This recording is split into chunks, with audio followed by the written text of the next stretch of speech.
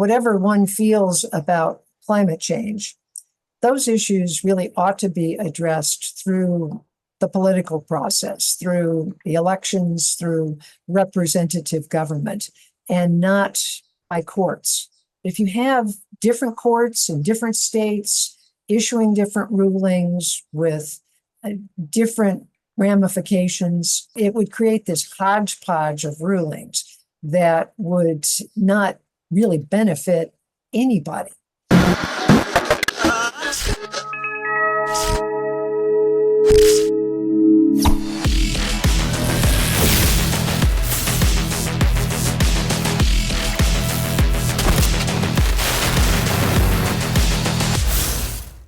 All right, ladies and gentlemen, welcome back to another episode of PowerGab, your go-to show for all things energy and environmental policy in the state of Colorado. I'm Jake Fogleman, joined as always by my co-host, Amy Cooke. And this week, we are thrilled to announce that we have a very special guest on the program. Joining us is Gale Norton. Gale was the former Attorney General of Colorado. She was also the Secretary of the Interior under President Bush. She is also on the board of Liberty Energy, which is obviously a big company here in the state of Colorado. Right. And she also works or owns Norton Regulatory Strategies. So Gale, welcome to the show. Thank you very much. Happy to be here. And I've been an admirer of the Independence Institute for a few decades. Well, Gale, you're bona fide Colorado, just political and strategy royalty. So we're honored to have you on the show, and we're thrilled to have Gale here. Gale you wrote a column, and it's "The Supreme Court Must Halt For-Profit Climate Tort Proliferation." We'll drop this in the show notes for you all, so you'll have that. But I'm gonna read one short passage, and this is a column by Gale Norton. So I'm gonna read this real quickly and then ask her to talk a little bit about this new for-profit climate tort proliferation. This is what she writes. Over the past few years, an opportunistic new model has emerged. More than 24 state and local governments have sued energy companies over climate damages, attempting to obtain multi-billion-dollar judgments using public nuisance law and consumer fraud statutes. These suits are funded and often orchestrated by liberal philanthropists pushing anti-fossil fuel policies. Gale, we've seen other opportunistic litigation in the past. What is this new model, and how is it different than anything else we've done in the past? Well, I'll start by talking about tobacco litigation. I was one of the negotiators of the National Tobacco Settlement when I was Attorney General of Colorado. Those lawsuits were filed by the states saying that the tobacco companies had violated state truth in advertising laws, they had created a public nuisance, they had harmed the people of the states.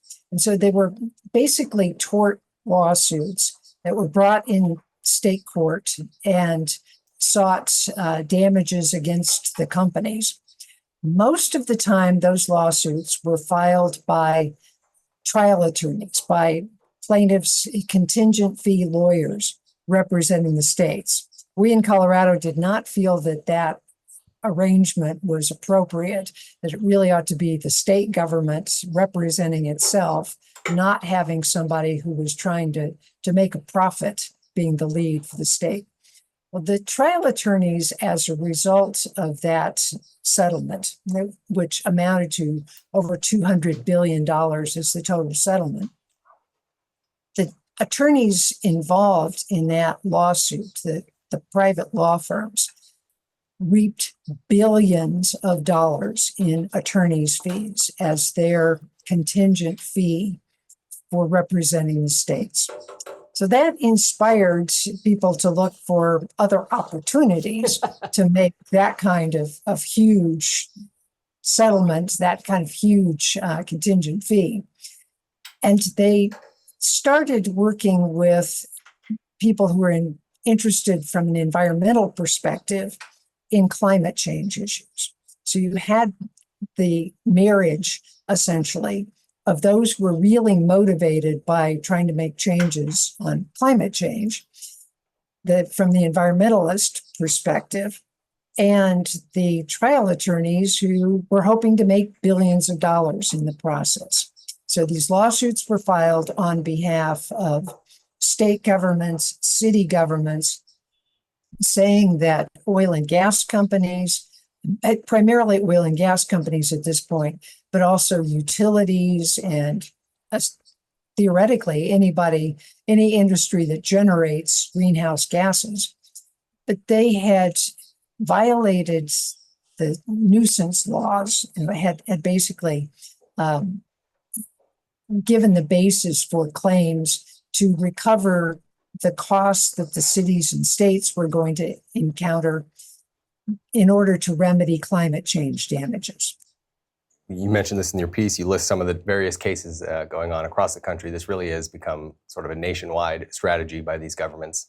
I know one of the big fights right now is over whether the proper venue is in state versus federal court. Can you kind of walk through why that's going on, why that makes a difference, whether or not it's being adjudicated in federal court versus state courts?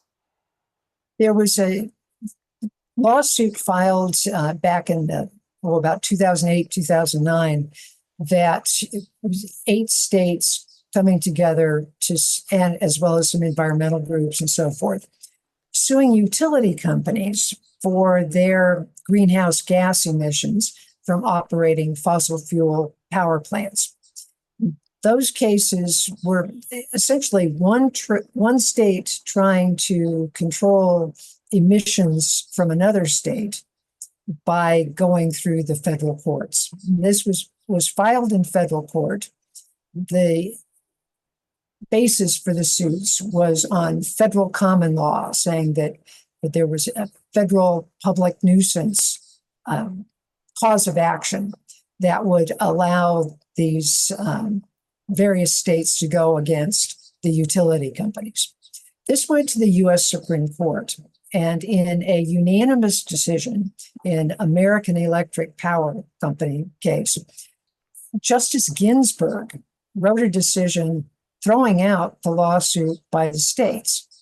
Essentially, what she said was Congress looked at who ought to regulate emissions and greenhouse gases and said it was really the EPA and not the courts. She observed that the courts were really not equipped to deal with the kinds of issues that arise from trying to deal with climate change, trying to deal with emissions from power plants. That really was something best left to Congress and to the federal regulatory agencies.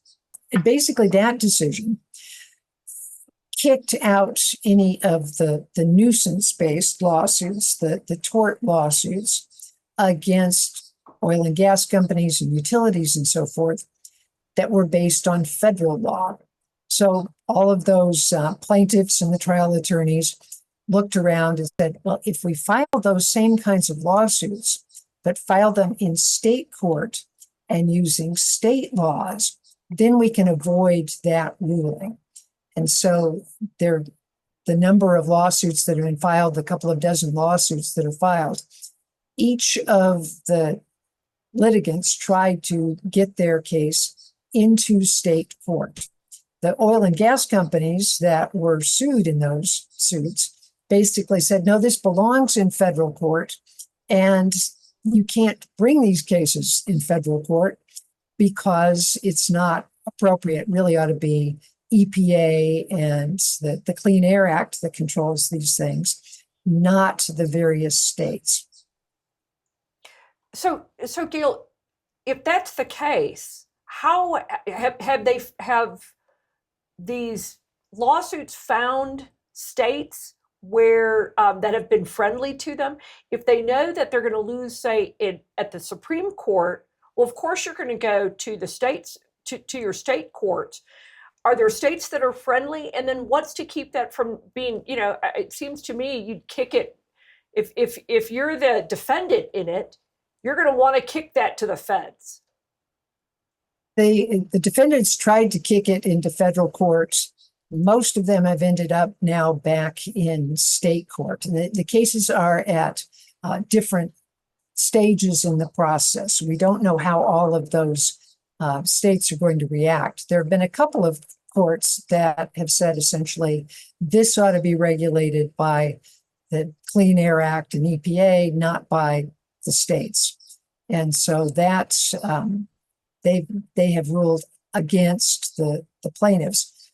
On the other hand, Hawaii is a case that went to the Hawaii Supreme Court, and that is the one that's pending in front of the U.S. Supreme Court right now. It's Honolulu versus Sunoco. And so that's the case to watch right now. The state of Hawaii brought their lawsuit based on the idea of violating the consumer protection laws of the state, saying that Exxon and other oil companies had violated the truth in advertising laws. They knew that burning fossil fuels caused greenhouse gas emissions, which might lead to climate change, and yet they still continued to sell oil and gas to the public.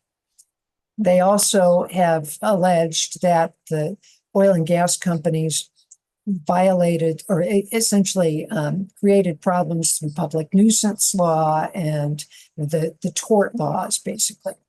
So the Hawaii Supreme Court looked at this and said, even though this might have a impact outside of Hawaii, it's basically looking at conduct that occurred within Hawaii, the advertising of oil and gas products within Hawaii.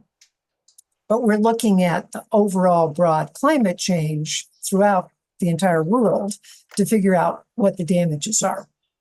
And so that was a way of essentially bootstrapping activity in Hawaii to bring in the entire world and all of climate change into the Hawaii state courts. The oil and gas side has now asked the U.S. Supreme Court to review that case. Just a quick question on that point. So the Hawaii Supreme Court's ruling, it was just allowing the claims to proceed, right? There was no verdict delivered. Okay, that I just wanted to clarify. That's a very important point. Yes, this is still at the early stages of the litigation. Because I was curious if there had been any successful damages secured anywhere in these cases. And there's one in Colorado too, right? Yes.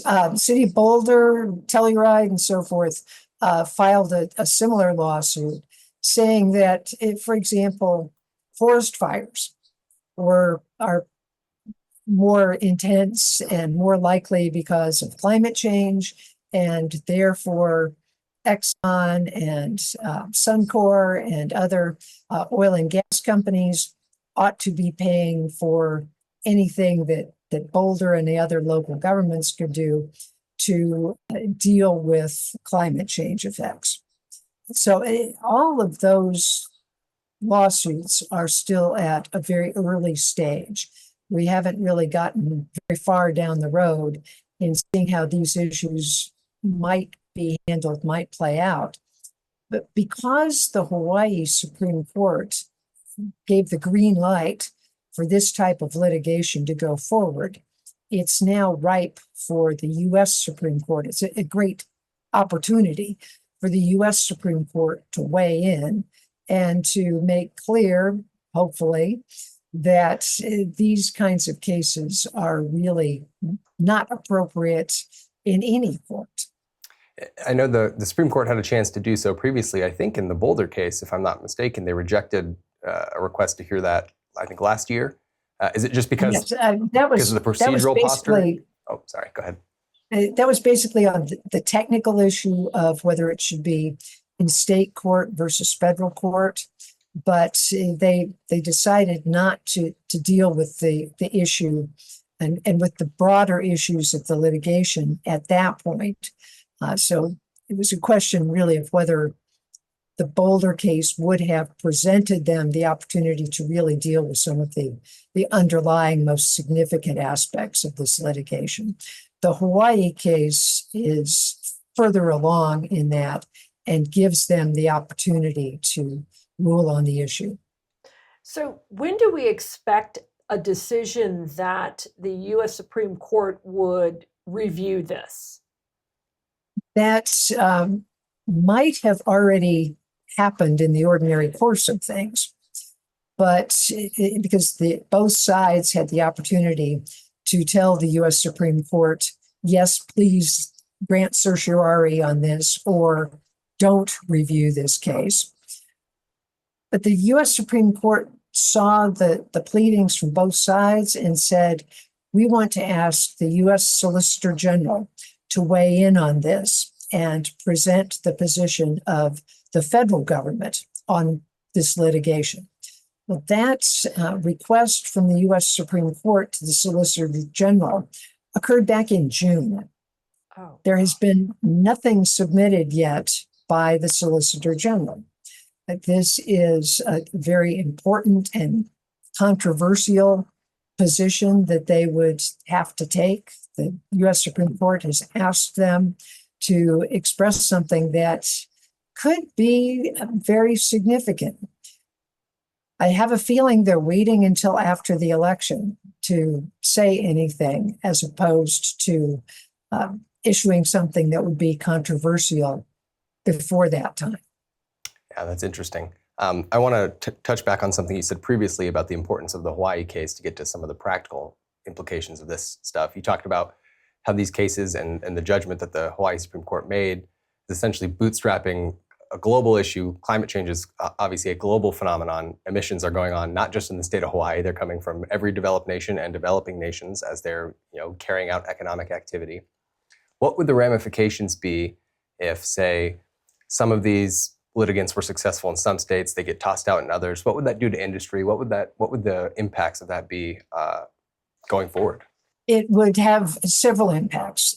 First is from the climate change perspective. Whatever one feels about climate change, those issues really ought to be addressed through the political process, through the elections, through representative government, and not by courts. If you have different courts in different states issuing different rulings with different ramifications, it is going to make it really difficult to try to address climate change issues. So it would create this hodgepodge of rulings that would not really benefit anybody. And so this is, I think, one of the most significant issues. It also has the economic impact on the oil and gas industry. If they are being asked to pay out billions of dollars, that's going to impact jobs. It's going to impact energy availability. It's going to have an impact on the state governments and the states' economies of those states that produce oil and gas. And so it has a lot of different potential negative impacts.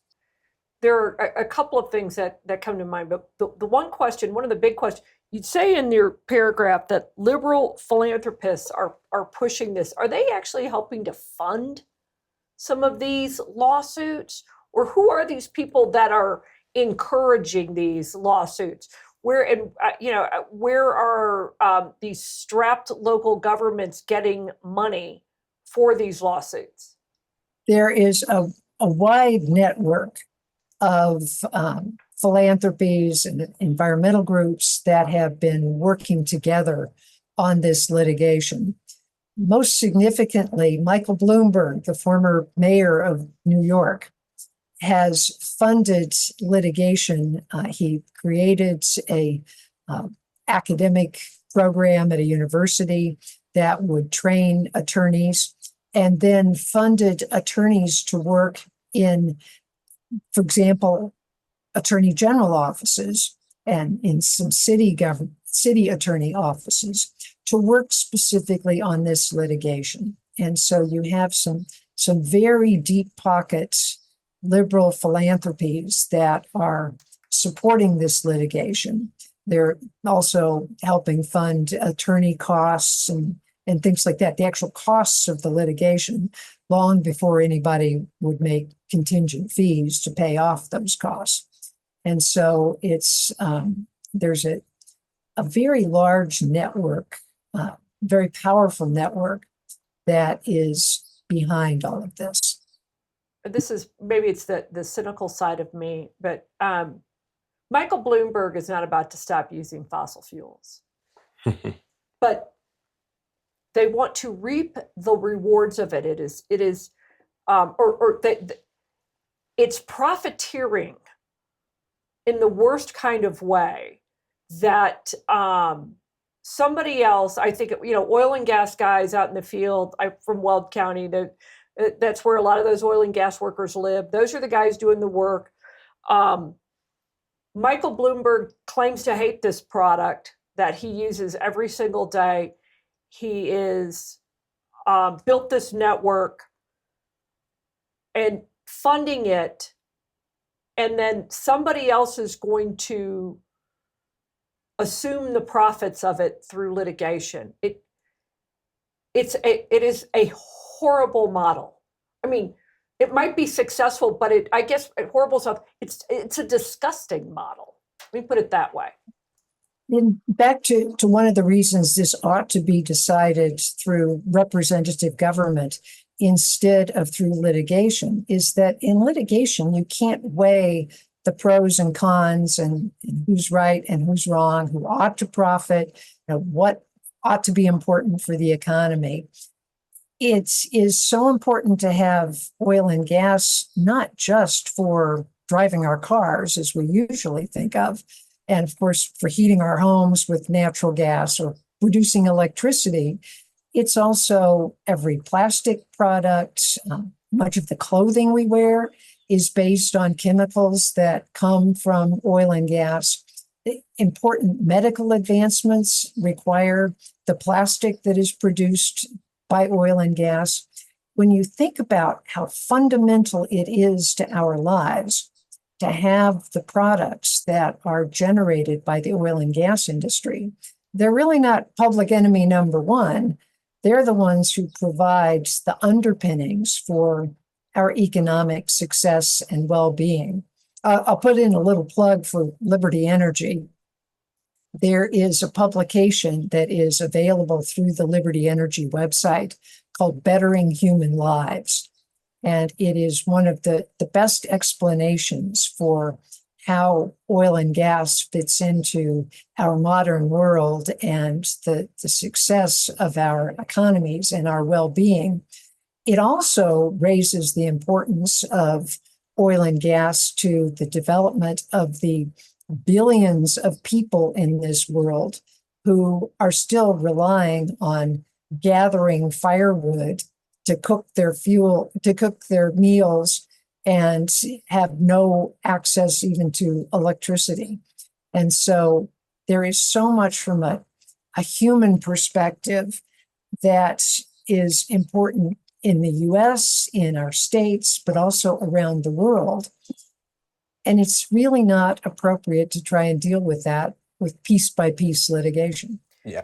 Oh, I was just going to say, I think that's a fantastic point, that litigation flattens those trade-offs that would otherwise come about, at least a discussion of the trade-offs that would come about through deliberative democracy. I think about, in the Boulder case, if that were to be successful going after, I know Suncor is one of the named defendants. Suncor is the only refinery in the entire state of Colorado that would have massive calamitous effects on the economy, on average everyday citizens that rely on Suncor's refined products to get to their jobs, go to the grocery store. All that stuff gets packed down and through the narrow lens of climate change and whether or not these big evil fossil fuel companies should pay the city of Boulder or to your point, pay the trial lawyers who would profit from damages. So I think that's an excellent point about what's appropriate for litigation and what's appropriate for our elected policymakers. I also want to make one more point about this. Remember a couple of years ago in the last election when Mark Zuckerberg dumped something like $400 million into state and local election offices, and people were up in arms. States actually ban private funding of election services.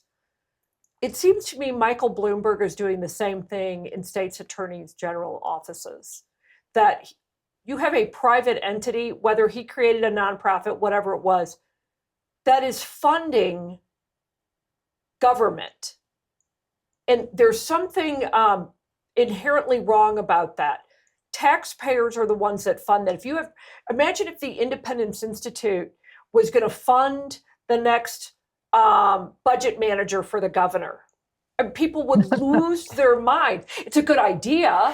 It's a great idea, as a matter of fact, but they'd lose their mind. So this idea of private funding for placing whether it's a regulator or an attorney into government services and saying, oh, it's funded by a grant. Well, who's that grant and what is their goal? And I think we ought to start looking at that as well. And Amy, you're absolutely right. And that issue was raised in a number of the states, and they kind of backpedaled on the attorneys and said, well, they're really working on some other things as well. And a few of them got pulled out of the public employment situations. And so there was a bit of an outcry. In the tobacco litigation, after those lawsuits came to fruition, and taxpayers started realizing that, wait a minute, our attorney general paid so-and-so law firm $1 billion to represent the state. There was a lot of outcry, and several states had passed laws against having that kind of contingent fee arrangement or requiring disclosure to the legislature before anything like that can be agreed to. I think we'd need to know that. Yeah, especially with the amount of coordination that's apparently going on behind the scenes with taxpayer dollars at stake. So, Gale, we want to be respectful of your time, of course. So I'll kick it to Amy if she wants to give some takeaways for our listeners from this episode. One is that to what you two in particular brought up, litigation is not the way to solve public policy problems. And so these are issues that are best left to elected officials, right? Whether it's Congress or our state legislature. And so we need to watch this case in particular for that, because a court can't decide, it can't weigh the pros and cons, or there are gray areas, right? So this is something that should be left to the political process to hammer out, not the judicial system. And then two, be concerned about this rise of private money funding government, whether it is government duties or government responsibilities. I think we can take that away. I'm going to actually give 4 to the other one. Is there's a suit in Colorado that we need to keep our eyes on. This will have a huge impact on this lawsuit in Colorado, and of course we'll update you. And as always, energy prices are going to go up, so get a generator. Sage advice as always. Gale, of course, we want to thank you for joining us today on PowerGab. We appreciate you giving us very happy time to join you. Thanks, Gale. That does it for us on another episode of PowerGab. If you like what you saw here, you can head on over to iitv.org to see our entire back catalog. We produce new episodes every single week. We're also available wherever you get your audio podcasts, whether that's Spotify or Apple. And if you want to reach out to us and suggest future show topics or other fantastic guests like Gale, you can send those over to info@powergab.org. We love to hear from you guys. But until next time, we'll see you.